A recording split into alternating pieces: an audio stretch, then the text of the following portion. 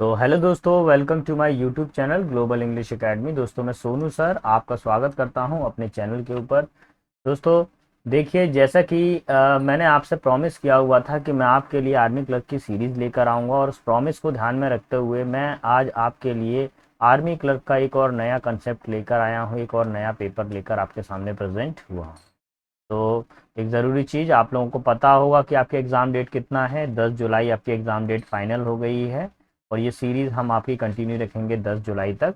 और target army clerk 2025 में आज जो सेट है हमारे पास में, सेट नंबर 6 है, यानी कि आज ये 6th डे है। रेगुलर रात को 9 बजे हम आपको वीडियो पोस्ट करते हैं, हम आपको एक वीडियो प्रोवाइड करते हैं। एक ज़रूरी चीज़, मैं अपने वीडियोज़ में इधर उधर की फालतू बकवास नहीं करता हूँ, मैं अप टू द मार्क केवल एक केवल और एग्ज़ाम की बात करता हूँ। अगर आपने अभी तक आर्मी क्लर्क का जीरो भी नहीं पढ़ा है, अगर आपने एबीसीडी भी नहीं पढ़ा है, तो डोंट वरी, इंग्लिश के मामले में आपको टेंशन लेने की ज़रूरत नहीं है। जो पेपर सेट मैं आपको प्रोवाइड कर रहा हूँ, अगर आप उन्हीं पेपर सेट को लगा लेते हैं तो एग्ज़ाम में आपके 15+ मार्क्स आने की पूरी पूरी संभावना है। लेकिन अगर आप उसको ऑनेस्टली लगा रहे हैं तो, और जस्ट आप ऐसे ही वर्बली पढ़ रहे हैं, तो कोई मतलब ही नहीं निकलने वाला। अगर जो बच्चा ऑनेस्टली इसको लगा लेगा तो 15+, ये जीरो लेवल वाले बच्चों के लिए। और जो बच्चे एडवांस लेवल पे हैं तो उनके 20, 21, 22 मार्क्स कोई नहीं रोक सकता है। कई बच्चों ने 24 तक भी स्कोर किया है। लेकिन मैं एक्सपेक्ट करता हूँ कि 22 तक इज इट ओके। गलतियाँ होती हैं सबसे, हमसे भी गलती होती है, तो 22, 23 मार्क्स ठीक है इसमें। तो चलिए शुरू करते हैं वीडियो को। हमारे पास में ये रहा पैसेज। पहला वाला पैसेज क्या बोल रहा है? Technology has change the way we communicate, work and live. जो टेक्नोलॉजी ने उस तरीके को बदल दिया है जिस तरीके से हम लोग कम्युनिकेट करते थे, काम करते थे और जीवन जीते थे। From smartphone to artificial intelligence, new invention are introduced every year. बोला गया है स्मार्टफोन से लेकर आर्टिफिशियल इंटेलिजेंसी तक नए नए तरीके जो हैं आ रहे हैं। While these tools bring the speed and convenience, and they are also raise concern about the privacy, addiction and jobless। देखिए, ये इनका जो प्रयोग है ये तेजी से बढ़ रहा है, सुविधा अनुसार बढ़ रहा है, जिसके कारण की जो प्राइवेसी है उसकी भी चिंता फैल रही है। एडिक्शन, लोगों को एडिक्शन हो रहा है उस चीज़ का बहुत ज़्यादा। जॉब लॉस, नौकरी जाने का डर लग रहा है। Many people now spend hours on social media and often replacing the real life interaction with the virtual one. तो देखिए, कई सारे लोग क्या करते हैं, अपना बहुत बड़ा समय कई घंटों किस पे बिताते हैं, सोशल मीडिया पे बिताते हैं, और हकीकत के जो जीवन है उसको वो भूल जाते हैं। मोर ओवर, और तो और अगर देखा जाए, automation is reducing the need of the human labour in the central industry. देखिए, आजकल इंडस्ट्रीज में क्या है, मशीनें आ गई हैं, तो मशीनों की दम पर ही सारा काम करवाया जाता है। पहले क्या होता था, जब घर मकान बनता था तो छत बनवाई जाती थी, तो छत के लिए एक मजदूर लगते थे। मजदूर ऊपर तक सामान लेके जाता था, गिट्टी पत्थर। लेकिन अब क्या हो रहा है, अब तो मशीन लगा देते हैं तो मशीन सीधा ऊपर जाके फेंक देती है। ऐसे आप देखते हैं कि अब जो मिक्सर आ गया मशीन का, है ना, मसाला बनाने का मिक्सर आ गया है। तो ये सब चीज़ें पहले मानव करते थे, अब ये मशीनों के द्वारा होने लगा। Despite these challenges, technology also offers great potential. Online education, telemedicine, digital banking are the just few example of its benefits. देखिए, इसके अलावा भी कई सारे चैलेंजेस हैं इसके लिए, जैसे एजुकेशन अब आजकल आ गया, ऑनलाइन एजुकेशन हो गया। अब तो टेली मेडिसिन भी आ गया है, डॉक्टर से घर बैठे आप बात करिए मोबाइल पर, वो आपको दवाई दे देगा, या कॉल पे बात करके देखिए। डिजिटल बैंकिंग चलने लगा है आजकल तो, ठीक है।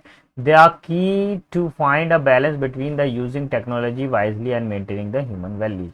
तो देखिए, हमें अब क्या करना चाहिए, एक बैलेंस बनाना चाहिए, किसके बीच में, टेक्नोलॉजी के बीच में और मानव की वैल्यूज के बीच में एक बैलेंस बनाना चाहिए। चलिए, तो क्वेश्चन 1 से शुरू करते हैं। What is the main idea of passage? Passage का मेन आइडिया क्या है बताइए? Social media should be ban, social media को बंद होना चाहिए, नहीं। Technology only cause problem, technology problems बनाती है, नहीं। Technology has both advantages and disadvantages, दोनों लाभ भी हैं, फायदा। ओनली रोबोट विल वर्क, नहीं। Option number C will be final answer. Clear? चलिए, अब मैं आगे की तरफ बढ़ता हूँ क्वेश्चन नंबर 2 पर। 2 क्या बोल रहा है? Which of the following is not mentioned as a benefit of the technology. इस पूरे पैसेज को पढ़ने के बाद में ऐसी कौन सी चीज है जो पैसेज के अंदर नहीं थी टेक्नोलॉजी के फायदे में? ऑनलाइन एजुकेशन, ठीक है, थी ये बात तो। टेलीमेडिसिन, ये बात भी थी। पॉल्यूशन कंट्रोल, पॉल्यूशन की कोई चर्चा थी क्या? नहीं थी, तो यही हमारा आंसर होगा। डिजिटल बैंकिंग की तो चर्चा थी, बिल्कुल सही। तो हमसे क्या पूछा गया, जिस चीज की चर्चा नहीं थी, तो किसकी चर्चा नहीं थी, पॉल्यूशन कंट्रोल की नहीं थी, ऑप्शन नंबर सी। चलिए क्वेश्चन नंबर 3 पर आते हैं। What concern is raised in the passage about the social media, social media के बारे में ऐसे कौन सी चीज की चिंताजनक है, बताइए कौन सी चीज चिंताजनक बताई गई थी इसके अंदर। देखिए टू एक्सपेंसिव, बहुत ज्यादा महंगा है सोशल मीडिया, ऐसी तो कोई चर्चा नहीं हुई। फोर्थ वाला देते हैं, इट हेल्प्स मेक फ्रेंड्स, दोस्त बनाने की चर्चा ये भी नहीं थी। It banned in many many countries, कई कंट्रीज में बैंड है, नहीं। It causes people to ignore real life interaction, ठीक है, ये इसका आंसर हो जाएगा कि ये क्या कर रहा है, सोशल मीडिया में आप रियल लाइफ लोगों से बातचीत नहीं कर पा रहे हैं, ठीक है। चलिए नंबर 4 पर आ जाइए। 4 क्या बोल रहा है, what is the passages tone toward the technology, technology की तरफ कौन सी चीज है, ये जो टेक्नोलॉजी की तरफ किस तरह का ये पैसेज की जो टोन है, ये पैसेज का जो लहर है वो किस तरह की चीज को बता रहा है। पूरा पढ़ने के बाद में कंप्लीटली नेगेटिव, क्या ये पूरी तरह नेगेटिव था, नहीं। क्या पूरी तरह पॉजिटिव था, नहीं। क्या कोई मजाकिया बात थी, ह्यूमरस था, नहीं। बैलेंस्ड एंड थॉटफुल, ये क्या बता रहा है, बैलेंस करना सिखा रहा है टेक्नोलॉजी के बारे में, बैलेंस्ड एंड थॉटफुल। चलिए बढ़ता है क्वेश्चन नंबर 5 पर। What is suggest as the solution in the passage, passage में क्या हमको सॉल्यूशन दिया गया है, सजेशन के तौर पे क्या सॉल्यूशन दिया गया हमको पैसेज को पढ़ने के बाद। डी वाला देखिए, लिव विदाउट कम्युनिकेशन, क्या हम कम्युनिकेशन के बिना रह सकते हैं, नहीं। लेट मशीन हैंडल एवरीथिंग, क्या मशीनों को सब कुछ हैंडल करने दें, नहीं, बिल्कुल नहीं। अवॉइड, फर्स्ट वाला देखिए, अवॉइड यूजिंग एनी टेक्नोलॉजी, नहीं। Option number 2, option number B will be our final answer, use technology wisely and maintain values, यही हमारा आंसर, ठीक है। चलिए तो अब आ गए हम पैसेज नंबर 2 पर, हमने फर्स्ट पैसेज कंप्लीट कर लिया, पैसेज 2 पर आते हैं। देखिए बेटा, मेरी कोशिश ये रहती है कि मैं अपने वीडियोस में फालतू इधर उधर की बकवास ना करूं, केवल एग्जाम रिलेटेड ही बात करूं मैं। रही मोटिवेशन की बात, तो मैं आपको एक बात बता दूं, आप सोशल मीडिया पे जी मर्जी चाहे जितना वीडियोस देख लेना, हो सकता है कि आप 1 मिनट के लिए मोटिवेट हो जाए, 2 मिनट के लिए मोटिवेट हो जाए, 1 दिन के लिए मोटिवेट हो जाए, या 4 दिन के लिए मोटिवेट हो जाए, इससे ज्यादा नहीं होंगे आप। मेरा खुद का एक पर्सनल एक्सपीरियंस है, जब तक आप अपने घर की परिस्थितियों को नहीं समझते हैं, जब तक आप अपने माता पिता की मेहनत को नहीं समझते हैं, तब तक आपको दुनिया का कोई भी व्यक्ति मोटिवेट नहीं कर सकता है। मोटिवेशन अंदर से आता है, किसी के कहने से मोटिवेशन आपको उतना कारगर काम नहीं करेगा। मेरा पर्सनल एक्सपीरियंस तो ये है कि जब तक मन में आग नहीं होगी ना, तब तक पढ़ाई में आग नहीं आएगी, ये ध्यान रखना। Mountaineering is often regarded as the thrilling yet dangerous adventure, mountaineering का मतलब क्या था, पर्वतों के ऊपर चढ़ाई करना, ये एक बहुत ही थ्रिलिंग, रोमांचक और डेंजरस, खतरनाक एडवेंचर है। Climbing high peaks require just not just physical strength but also mental endurance, बोला गया है पर्वतों के ऊपर चढ़ाई करना ना केवल फिजिकल स्ट्रेंथ है बल्कि मेंटल एंड्योरेंस भी है वो, ठीक है। मेंटल एंड्योरेंस मतलब दिमागी क्षमता को ताकतवर भी बनाता है। Mountaineer face a harsh weather, low oxygen level and different terrains, तो माउंटेनियर जो होते हैं, पर्वतारोही जो होते हैं, उनको हार्श वेदर, कठिन वातावरण का सामना करना पड़ता है। लो ऑक्सीजन लेवल, ऑक्सीजन का लेवल कम हो जाता है। डिफिकल्ट टेरेंस, कठिन दूरगाम, मतलब ऐसे दुर्गम रास्तों पर उनको चलना पड़ता है। हाउएवर, हालांकि the sense of achievement upon the reaching the submit is unmatched, हालांकि अगर देखा जाए तो जब हम पर्वत के ऊपर पहुंचते हैं तो ये जो जो पहुंचने का जो खुशी होती है वो बिल्कुल अलग होती है। Many climbers train for months और even years before attempting the major expedition, अब बोला गया कि कई सारे क्लाइंबर जो है कई हफ्तों से या कई महीनों से, कई वर्षों से प्रयास कर रहे होते हैं इसके लिए। After apart from the personal satisfaction, mountaineer promote the team work, discipline, resilience. देखिए पर्सनल सेटिस्फेक्शन का मतलब हो जाएगा व्यक्तिगत संतुष्टि के अलावा माउंटेनियर्स जो होते हैं, पर्वतरोही जो होते हैं, वो टीम वर्क भी सीखते हैं, डिसिप्लिन भी सीखते हैं, रेसिलेंस, साइलेंस को भी, शांति को भी सीखते हैं। And it teaches individual how to remain calm under the pressure, ये लोगों को बताता है कि किस तरीके से हम शांत रहें अंडर प्रेशर में भी। And make decision in challenging situation, और चैलेंजिंग सिचुएशन में हम कैसे डिसीजन लेते हैं। ऑल्दो इन्वॉल्व द रिस्क, इसके अंदर रिस्क इन्वॉल्व होता है, proper preparation and safety measures can make the journey both enjoyable and reward. तो प्रॉपर प्रिपरेशन और सेफ्टी मेजर्स से क्या करते हैं, हम अपनी जर्नी को, अपनी यात्रा को बहुत ही ज़्यादा इंजॉयबल और रिवार्डिंग बना देते हैं। चलिए बढ़ते हैं क्वेश्चन नंबर 6 की तरफ पर। What qualities are important for the mountaineers, mountaineers के लिए कौन सी क्वालिटी ज़्यादा इंपॉर्टेंट है? ओनली गुड लुक्स, केवल गुड लुक्स इंपॉर्टेंट है? नहीं। एबिलिटी टू फ्लाई, उड़ने की योग्यता? नहीं। वेल्थ एंड फेम, नाम और शोहरत? नहीं। बोला गया है स्ट्रेंथ एंड मेंटल इंड्योरेंस, बोला गया है इसमें क्या होता है, स्ट्रेंथ चाहिए, ताकत चाहिए, और इंड्योरेंस भी चाहिए, क्षमता। ठीक है। What difficulties do mountaineer face, कौन सी डिफिकल्टीज माउंटेनियर फेस करते हैं? फ्लडेड ट्रेल, अचानक से बाढ़ का आ जाना? नहीं, ऐसा नहीं होगा। हैवी ट्रैफिक, कोई हैवी ट्रैफिक होता है? बिल्कुल नहीं। हार्श वेदर, बुरे मौसम को एंड लो ऑक्सीजन की सप्लाई को ये लोग फेस करते हैं, option number C. Mosquito bites, मच्छरों के काटने को फेस करते हैं? बिल्कुल नहीं करते। चलिए बढ़ता हूँ अगली की तरफ, क्वेश्चन नंबर 7 की तरफ, सॉरी 8 पर। What does mountaineer promote, mountaineer को कौन सी चीज प्रमोट करती है, बताइए। किस, कौन सी चीज जो है उनको प्रमोट प्रमोट करते हैं, वो किस तरह की चीजों को बताते हैं? एंगर एंड फ्रस्ट्रेशन, क्या वो काफी ज्यादा एंगर रहते हैं, गुस्से में रहते हैं? नहीं, ऐसा तो कुछ नहीं बताया गया। कंपटीशन एंड ईगो, कोई चर्चा नहीं है कंपटीशन एंड ईगो की इसके अंदर। टीम वर्क एंड डिसिप्लिन, क्या सीखते हैं वो? टीम वर्क सीखते हैं और डिसिप्लिन को सीखते हैं। लेजीनेस एंड फियर, है ना, डर को और आलस को सीखते हैं? बिल्कुल नहीं सीखते। ठीक है, चलो पढ़ते हैं क्वेश्चन नंबर 9 पर। What makes the experience of the mountaineer rewarding, कौन सी चीज माउंटेनियर के, जब माउंटेनियर यानी पर्वतरोही जब एक पर्वत के ऊपर पहुंच जाता है तो कौन सी चीज उसको रिवार्ड देती है? ऐसा कौन सा अनुभव है जो बिल्कुल उसके लिए बहुत ज्यादा सम्माननीय हो जाता, मन को शांत करने वाला आ जाता? फ्री फूड एट कैंप, क्या कैंप पर उनको फ्री भोजन दिया जाता है? बिल्कुल नहीं। सेंस ऑफ अचीवमेंट, जब वो वहां पहुंचते हैं तो उनको क्या मिलता है? एक ऐसी समझ, एक ऐसा उनको फील होता है कि हाँ भाई हमने अपने जीवन में एक उपलब्धि हासिल की है। Travelling by helicopter? नहीं। Posting on social media? बिल्कुल नहीं। नेक्स्ट बढ़ते हैं क्वेश्चन नंबर 10 पर। How can risk in mountaineer be reduce, mountaineer को किस तरीके से रिस्क को कम किया जाता है माउंटेनियर के, बताइए। Ignoring the guide, avoiding the training, proper preparation and safety. Risk को कैसे कम करेंगे? क्या गाइड अगर आपको रास्ता दिखा रहा है तो आप उसको इग्नोर कर रहे हैं? तो गलत है, हमको उसको सुनना चाहिए। अवॉइड ट्रेनिंग, हमको एक प्रॉपर ट्रेनिंग लेना चाहिए। प्रॉपर प्रिपरेशन एंड सेफ्टी, क्या बोला गया है, हम किस तरीके से रिस्क को कम कर सकते हैं? अगर हम अच्छे से तैयारी करें और सेफ्टी का ध्यान रखें तो हम रिस्क को कम कर सकते हैं। वेटिंग फॉर रेन, क्या हम बरसात का वेट करते हैं? नहीं। Option number C will be final. Clear. चलिए अब आ गए हैं क्वेश्चन नंबर 11 पर, और 11 को हम लोग देख लेते हैं 11 कैसे काम करता है।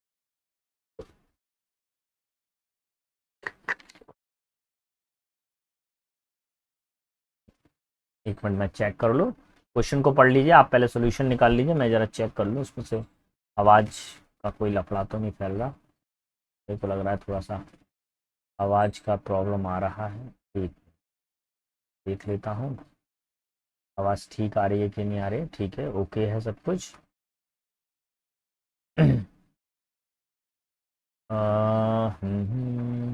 चलिए क्वेश्चन नंबर 11 पर आ जाइए, 11 क्या कह रहा है और उसको समझ लेते हैं हम लोग। 11 में, in Singapore my brother in law with his wife were present at the function. देखो मैं कई बार आपको बता चुका हूँ बेटा, क्या कंडीशन में कई बार बता चुका हूँ मैं, इसके अंदर जो क्वेश्चंस आपके लिए लेकर आया हूँ बहुत ही वैल्यूएबल और इम्पोर्टेंट क्वेश्चन है एग्जाम पॉइंट ऑफ व्यू से। बोल रहा है क्या, एक कलर चेंज नहीं हुआ इसका, इन सिंगापुर का कलर चेंज नहीं हुआ, क्या बोल रहा है, in Singapore my brother in law with his wife. तो देखो मैं आपको एक चीज बताऊं, नाउन वन आ जाए और बीच में क्या आ जाए, विद आ जाए, क्या आ जाए, विद आ जाए, तो ऐसी सिचुएशन में आप हमेशा नाउन वन को ही सुनेंगे। किसको सुनेंगे, नाउन वन को। यहाँ पे क्या दिया हुआ है, noun one my brother in law, ये सिंगुलर सब्जेक्ट है, तो वर्ब भी मुझे कैसी चाहिए होगी, सिंगुलर चाहिए होगी, तो यहाँ क्या आ जाएगा, वाज आ जाएगा। क्लियर। चलो बढ़ते हैं आगे की तरफ, क्वेश्चन नंबर 12 पर।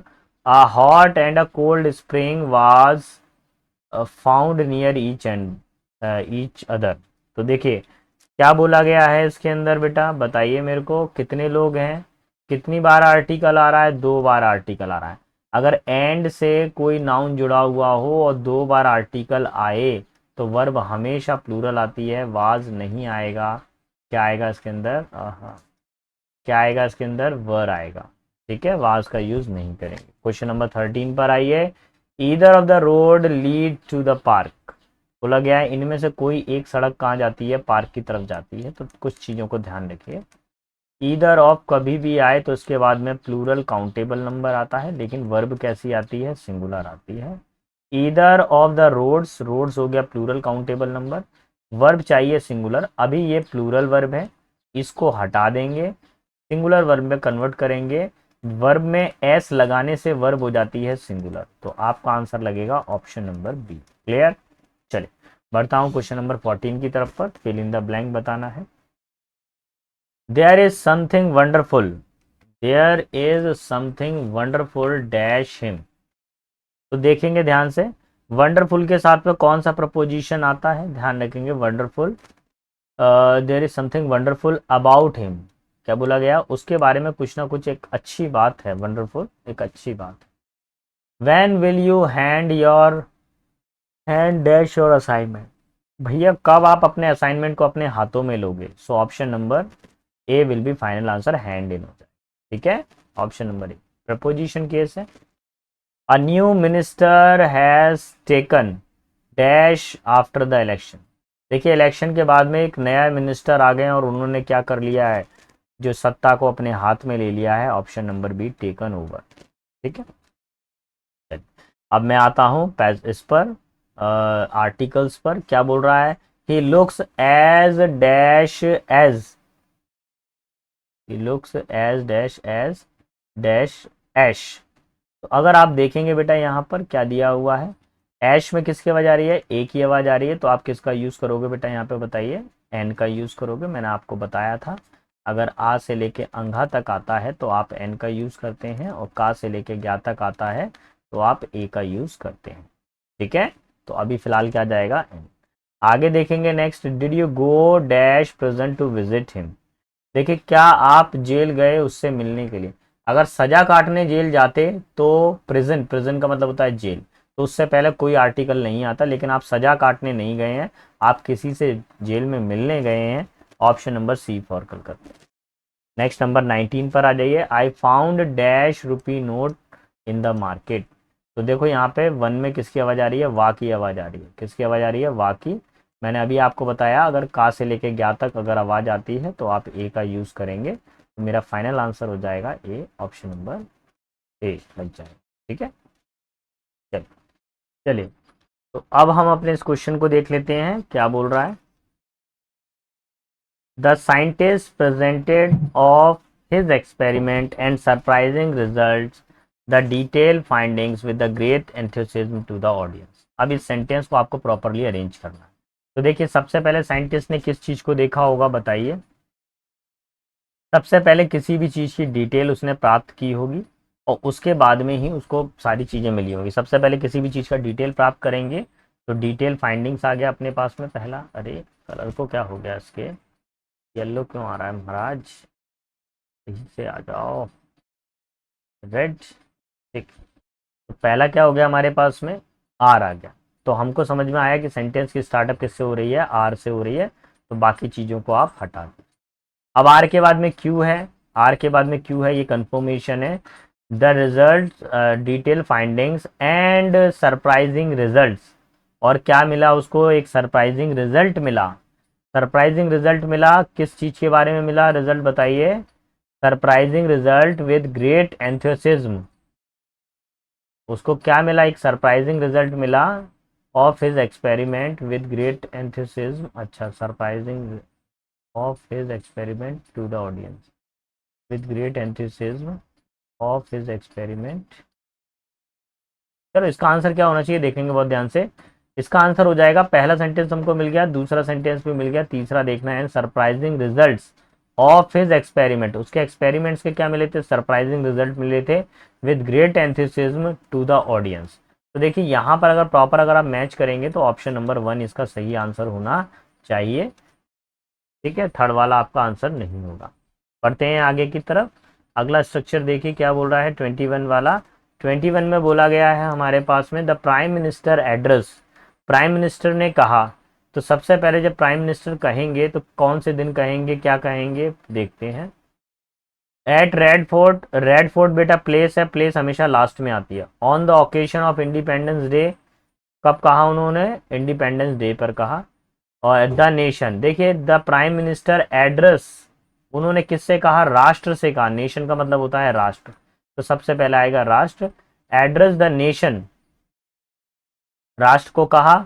कब कहा उन्होंने अपने देश को, on the occasion of Independence day, independence day के ओकेशन पर कहा उन्होंने। और कैसा कहा उन्होंने, with the passion and pride, जोश के साथ में और गौरव के साथ में कहा उन्होंने। एट द रेड फोर्ट, कब कहा, रेड फोर्ट पर, इन हिज वॉइस, अपनी आवाज में कहा। तो ध्यान रखेंगे, तो संबोधन किया प्राइम मिनिस्टर ने, अपने राष्ट्र को संबोधन किया, इंडिपेंडेंस डे वाले दिन किया, वो भी जोशपूर्ण बात में किया और रेड फोर्ट पर किया। ठीक है, चलिए 22 पर आते हैं। 22 क्या बोल रहा है, the villager gathered, villager gathered, gathered का मतलब होता है इकट्ठा होना। विलेजर गैदर्ड, अब कहाँ पर हुए और कैसे हुए, villager gathered in large number, एक बड़े नंबर में, बड़ी संख्या में विलेजर्स क्या हुए, इकट्ठा हुए। फिर उन्होंने किया, आफ्टर हियरिंग द न्यूज, कब इकट्ठा हुए, एक समाचार सुनने के बाद में हुए। क्या सुना उन्होंने समाचार, ऑफ टाइगर्स साइटिंग, कि उन्होंने देखा कि एक टाइगर दिखाई दिया है गांव के अंदर। Near the old banyan tree, पुराने पेड़ के पास में, पुराना जो है बनियान ट्री है उसके, बरगद के पेड़ के पास में, in the near by forest, forest में, जंगल में दिखा था। तो अगर प्रॉपर अरेंजमेंट करेंगे तो option number 4 will be final answer हो जाएगा। चलिए बढ़ता हूँ क्वेश्चन नंबर 23 पर। वर्ड है हमारे पास में जोवियल, जोवियल का मतलब बता दीजिए क्या होता है। जोवियल का मतलब होता है खुश होना। जोवियल का मतलब क्या होता है, काफी ज्यादा खुश होना। आप इसको बोल सकते हो हंसमुख। जोवियल कैसा व्यक्ति होता है, जो हंसमुख होता है।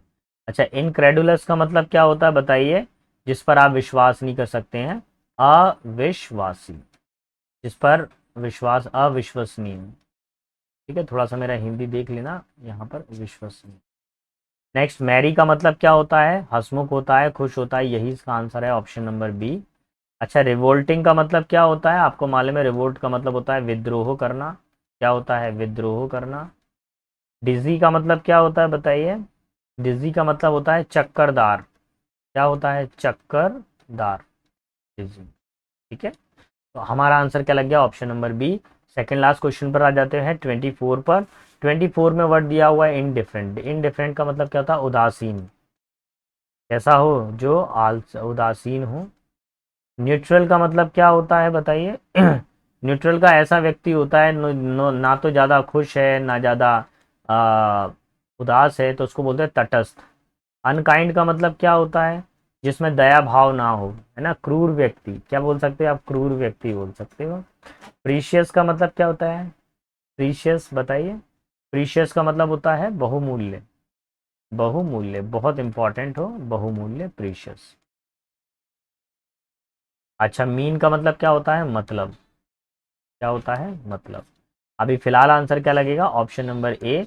एक व्यक्ति उदासीन है, दूसरा न्यूट्रल है, ना तो वो उदासीन है ज़्यादा, ना ज़्यादा खुश है, ना ज़्यादा दुख।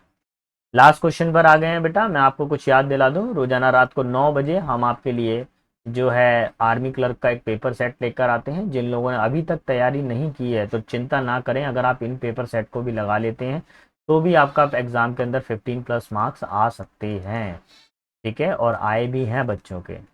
तो बेटा ध्यान रखेंगे। और एक ज़रूरी चीज़, अगर आपको मेरा पढ़ाना पसंद आ रहा हो तो प्लीज़ चैनल को लाइक शेयर सब्सक्राइब ज़रूर करें, और कमेंट बॉक्स में अपने क्वेश्चंस को मेरे को लिख के दीजिए ताकि मैं उनके आंसर कर पाऊँ। ब्रेजन, अच्छा ब्रेजन का मतलब क्या होता है, ऐसा व्यक्ति जो क्या हो, बेशर्म हो। कैसा हो व्यक्ति, बेशर्म हो। बैशफुल का मतलब क्या होता है, शर्मीला। बैशफुल मतलब शर्मीला व्यक्ति। अच्छा, बॉइस्ट्रेस का मतलब क्या होता है, जो बहुत ज़्यादा लंबी लंबी फेंकता हो, प्रचंड ना, लंबी लंबी फेंकने वाले को। नॉइजी का मतलब क्या होता है, शोरगुल। और हीटेड का मतलब क्या होता है, गर्म। फिलहाल हमारा आंसर क्या बनेगा, ऑप्शन नंबर ए, बैशफुल। यही हमारा फाइनल आंसर है। क्लियर बेटा? चलिए जवानों, आज के सेशन में इतना ही था। आई होप आपको मेरा पढ़ाना पसंद आया होगा। आप अगर इसी तरह के कंटेंट्स को चाहते हैं कि आपको इस तरह का कंटेंट मिलता रहे तो प्लीज़ मेरे चैनल को लाइक शेयर सब्सक्राइब ज़रूर करें। मिलते हैं बेटा एक अगले वीडियो में अगले कंटेंट के साथ में। तब तक सारे बच्चों को जय हिंद, जय भारत। अच्छे से तैयारी करें, अपना और अपने माता पिता का नाम रोशन करें।